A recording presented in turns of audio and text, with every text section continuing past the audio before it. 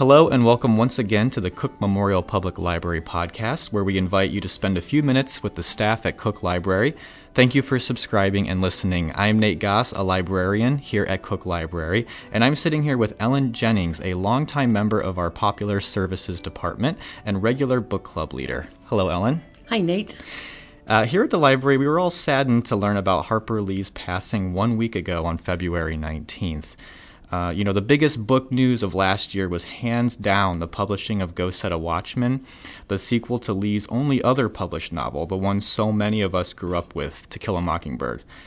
A sequel we would later learn was actually written before Mockingbird.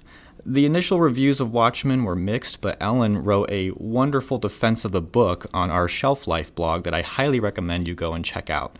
So we wanted to bring Ellen onto the podcast to talk a little bit more about what both of Lee's books mean to her personally. Ellen, why don't we maybe start with the book that I think almost everyone's read, To Kill a Mockingbird. Do you want to maybe just talk a little bit about your experience reading it for the first time? Sure. When I was growing up in small-town Iowa, my dad was the small-town lawyer who used to walk back and forth to work and worked in a courthouse that was, in my imagination, much like the one that... Your dad was Atticus Finch, well, you're saying. I thought he was Atticus Finch. I was pretty sure he was, fighting the good fight. And he'd never had a case that I knew of that was similar to the one that Atticus Finch fought, but... I always figured he was much like Atticus Finch. This seems like it was very relevant to you as far as you definitely probably related to Scout. Right. And I always thought of myself as Scout, but I think a lot of girls did. But I also thought that Atticus was the best of America. He was fighting the good fight. He was standing up in the face of all sorts of opposition to do what was the right thing, and was a gracious loser, and explained that in a way to Scout that she could understand, that I could understand, about when things don't go right, how you come to peace with something so wrong. Mm-hmm. So Atticus was and still is my hero. Still is, even after reading Go Set A Watchman. Now, maybe we should talk a little bit about what the... I don't know if I'd go as far as to say scandal was, but what were some of the sort of issues that some people had with Go Set A Watchman? Well, I think the first reviews came out, and the very first reaction to something that is surprising or new, perhaps, are the naysayers pop out, and they're all over something. Well, I'll just use this case. In this case, Atticus was a different kind of character in this book. The critics said he was racist, that he was, one of the bad guys, that he wasn't the sort of person that he had been in the first book. Or at least the person that we had all built him up to be. Right. However, the way I looked at it, two ways, but the main way, personally, the way I looked at it, I looked at this as the story of a woman. In this case, Jem has become Jean Louise. She's grown up. She's lived in New York. Jean Louise is the one that we know as Scout in right. To Kill a Mockingbird. Thank you. Scout has grown up. She's lived away from Alabama for her adult life. She's coming back home. Atticus is older, and she comes back and sees him with adult eyes in a way that she hadn't before. He wasn't the idealized, perfect sort of godlike father that we all have when we're growing up. And I think this is sort of the main part of the story, is what I took from it was, as a child, you see your parents, your father or I did, as a perfect human being.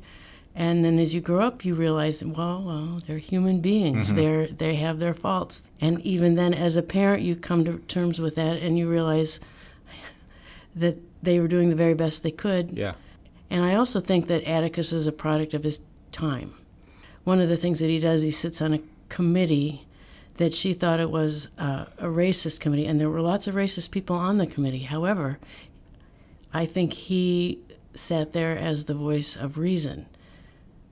In a way, I think that's the easiest way to fight things that are wrong in a society, rather than from the outside, try to be part on the inside, so you can reason with somebody rather than alienate them by arguing against them.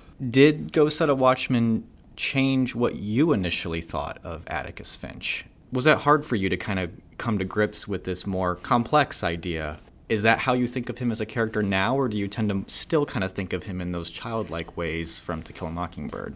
No, I think of Atticus Finch now more as I think of my father, and it reminds me of that Bible verse, 1 Corinthians 13. When I was a child, I thought like a child, and when I became an adult, I put away childish things. That's a summary. I think Atticus Finch was still a good man. He was a product of his time. The term that I would probably use to describe him, and it's not my own, I heard it on another radio interview, he's a benevolent racist. But he's a product of his time.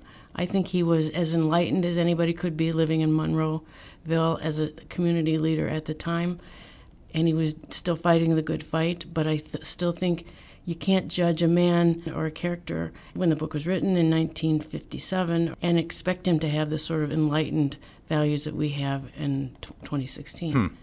What I think maybe confuses a few people about this is I think we could go along with it a lot easier if we knew that Harper Lee actually did write this after To Kill a Mockingbird.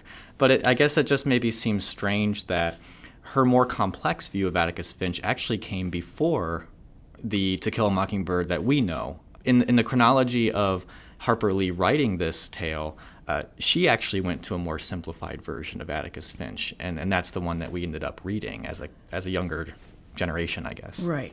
My belief about this is that when she came in 1957 to a publisher with that book, it was rough. It wasn't well written. I think it's been edited a little bit. But I also think the reason that she went back and redid the book, and I would love to be part of hear the conversations the between fly on the wall, the editor and Harper Lee. But I think because in 1957 people weren't ready for an Atticus Finch who was as advanced as he was for his time. And the book never would have flown in 1957 as it was written. Go Set A Watchman would not have flown. No, it was way too political. But I think putting it back in the time of the 1930s when she was a child and still making him be a paragon of virtue, I think was what people were ready to read. In 1960 would have been way too controversial.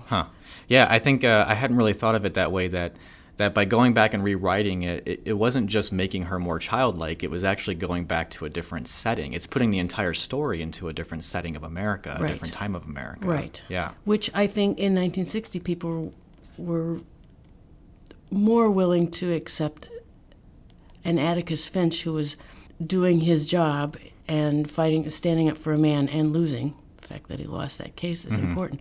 But people could embrace that book during the beginnings of the Civil Rights Movement in a way they wouldn't have been able to embrace the Atticus Finch who was... Almost as if it was like Go Set A Watchman was too real. And at the time of the Civil Absolutely. At the time of the Civil Rights Movement, we needed something a little more idealistic. Yes. Something to aspire towards as opposed to something to just sort of describe what most people were probably more like at the time. Right. Describe or even agitate people. It doesn't seem like it is very modern today, but I think in the context of the beginnings of the Civil Rights Movement, it would have been seen as a Northern agitator. You're making a really good case for reading Go Set A Watchman, actually. And I just wanted to share a quote. I was reading an article that I had seen from Ron Charles in the Washington Post. It came out, last week as we were sort of reflecting on Harper Lee. And he wrote, "When Go Set A Watchman finally appeared in print last summer, it quickly shattered sales records, but it also shattered something more precious, our admiration for Atticus Finch. In this old news story set 2 decades after the trial of Tom Robinson, Atticus has devolved into a racist. Jean-Louise, Scout, is shocked and disillusioned, and so are we. Maybe we should just grow up after all. As close readers noticed, Atticus was never really as noble and uncomplicated as we imagine. But that's not the point. It wasn't Atticus's reputation that was sullied by this second book. It was Lee's." Do you have any response to that quote at all, or how does that make you feel, I guess? Well, I disagree. I don't think her reputation was sullied. I don't feel that at all. After I read Go Set A Watchman, I read a lot more about Harper Lee, and I think there's lots of misunderstandings about her. I think she was pretty much of a radical Northerner coming home and looking skeptically at everything that she saw going on in the South at the time.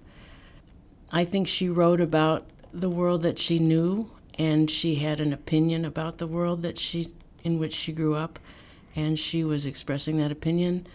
I think perhaps somebody like Atticus or people that she knew growing up, she probably considered them to be flawless, but as an adult she realized that they weren't. So I think she was writing about people that she knew. I'm going to also clarify that in the article before that, he spends a lot of time talking about the circumstances around the publishing of Go Set A Watchman, that the timing was suspect. Do you think that makes a difference? Let's say we did find out that really Harper Lee didn't want this to be published. She was not in a good state of health. She wasn't able to make decisions for herself. Her sister had passed away, who was sort of taking care of her estate. You still think this is something that we should be able to read? That's a tough question. I think it was a book that I needed to read, and I would encourage other people to read it. I think it's a more mature version of Atticus and a more mature vision of the world that she lived in. That being said, if I knew for sure that she never wanted this to see the light of day, and it was somebody releasing this to make a profit, I'm not sure how I feel about that. Yeah. To be honest, I think that's kind of how we're all feeling, but I think that it happened. It's there. And you're making a really good case for why we should at least give it a look. Yes. And consider Go Set A Watchman. And also celebrate Harper Lee and what she gave us. Right. Yeah. Well, Ellen, I really want to thank you for taking the time and answering, honestly, some pretty hard questions about the book, and doing so very well. I did want to maybe have you talk a little bit about a book club that you're going to be leading next month, where you're actually going to be reading To Kill a Mockingbird. Do you want to maybe let people know about that? Sure. On Wednesday, March 23rd, the Cook Library Wednesday Evening Book Club will be discussing that here at Cook at 7 p.m. This is a drop-in book club. Anybody who's read the book and would like to discuss it is welcome to come. Great. So you don't have to register or anything. Nope, just show up. Just drop in. And I would venture to guess that a lot of us have read To Kill a Mockingbird. I would think so. And if they want to talk about it, we'll probably even end up talking about Go Set A Watchman a little bit. Great. Well, so there you have it, listeners. Make sure you come to that book club March 23rd. Ellen is a great book club leader, so you'll definitely get a lot out of that. And don't forget that if you want to check out To Kill a Mockingbird or Go Set A Watchman or any of our other materials on Harper Lee, you can definitely explore any of the library's collection online by visiting cooklib.org to search our catalog. I want to just plug Ellen's post that she wrote about Go Set A Watchman, which was posted back in July on our Shelf Life blog. It's a great write-up of the book, and that can be found at shelflife.cooklib.org. If you'd like to chime in about anything you've heard so far in the podcast, please get in touch with us. You can write to us at webmaster@cooklib.org, and be sure to tell your friends, keep telling your friends, and maybe leave us even a positive rating on iTunes. Every little bit helps. We'll be back soon. In fact, we're going to be back next week. I'm going to have Becky King, another member of our Popular Services Department, in next week to do a recap of the Oscars, which are being televised this Sunday. But until then, keep reading, keep watching, and keep listening.